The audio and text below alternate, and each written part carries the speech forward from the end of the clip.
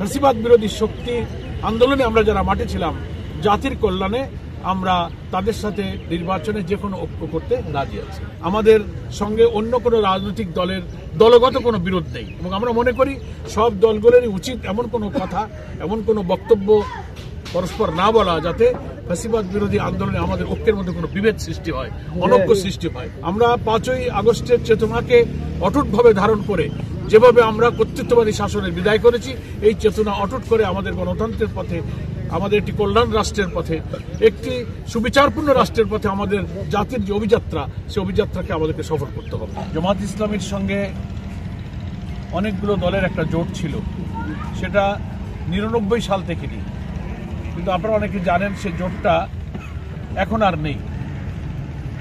2022 সালে যখন আমরা কারাগারে, আমি কারাগারে, আমাদের আমির জামাত ডক্টর শফিকুর রহমান কারাগারে, অনেক নেতৃবৃন্দ কারাগারে, এই সময় জোটের অন্যান্য দলগুলোর সাথে আলোচনা না করেই জোটটাকে ভেঙে দেওয়া হয়েছে।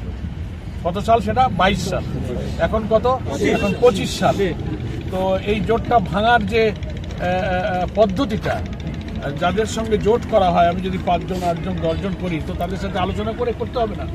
এই ধরনের কোনো আলোচনা হয়নি এবং আমরা জোটের বড় দল জামাত ইসলামী তখন কারাগারে, আমির কারাগারে, সেক্রেটারি জেনারেল কারাগারে, অনেক নেতৃবৃন্দ কারাগারে, ফলে এটা ওই সময় ভেঙে যাওয়ায় প্র্যাকটিক্যালি এখন তো আর সে জোট নেই, তাই না? আমরা জাতীয় ঐক্য, জনগণের ঐক্য, দেশ জাতি ফ্যাসিবাদী শক্তি, অপশক্তি, কর্তৃত্ববাদী শাসনের বিরুদ্ধে এই ঐক্যটা গড়ে উঠেছিল।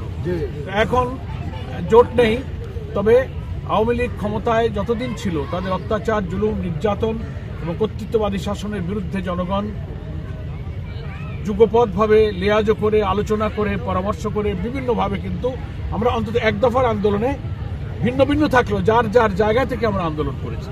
এখন সামনে জাতীয় নির্বাচন এসে পড়েছে। এই নির্বাচন যত নিকটে আসবে, এই নির্বাচনটা ইনশাআল্লাহ জামাত ইসলামী নির্বাচনমুখী দল, আমরা সবসময় গ্রহণযোগ্য যে সমস্ত নির্বাচন বাংলাদেশের পার্লামেন্টের ইতিহাসে হয়েছে, আমরা সব নির্বাচন গ্রহণ করেছি এবং গ্রহণযোগ্য সব নির্বাচনে জামাত ইসলামী বিজয়ী হয়েছে।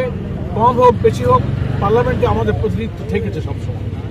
আমরা আগামীতে নির্বাচনের জন্য প্রস্তুতি গ্রহণ করছি এবং বাংলাদেশের 300 আসনেই আমরা প্রার্থী দেওয়ার জন্য আমরা মাঠ জরিপ করে আমাদের প্রস্তুতি প্রায় সম্পন্ন। এখন কথা হলো, যে কোনো একটা জাতীয় নির্বাচনে বিভিন্ন দলের সঙ্গে অ্যালায়েন্স হতে পারে। ইসলামিক দলগুলোর মধ্যে নির্বাচনী সমঝোতার আলোচনা পরস্পর চলছে, আগের চেয়ে তারা অনেকেই নিকটে কাছাকাছি এসেছে। এর বাইরে রাজনৈতিক দলগুলোর মধ্যে আলোচনা চলছে। তো নির্বাচন এগিয়ে আসলে অনেক পোলারাইজেশন হয়, অনেক সমীকরণ হয়, কে কার সাথে জোট করবে, 2 দল কি 5 দল কি 10 দল সমঝোতা হবে। তো সময় যেহেতু আছে, নিকটে আসলে এই পরিস্থিতিটা আরো ম্যাচিউরড হবে। তো আমরা যখন কারোর সঙ্গে জোটে চলে যাব, কোনো অ্যালায়েন্স বা সমঝোতা যখন হবে, তো যাদের নিয়ে আমরা করব তাদের তো কিছু সিট ছাড়তে হবে, 2টা 5টা 10টা 50টা।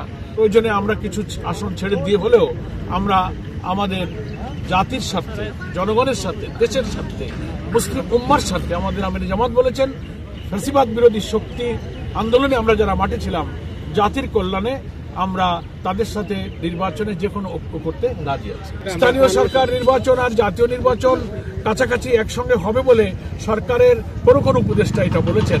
এটা কোনো অফিসিয়াল কোনো ঘোষণা নয়। নানান প্রস্তাব হচ্ছে, যখনই হয় সেটা দেখা যাবে। জাতির প্রত্যাশা, নির্বাচন তো হওয়া দরকার।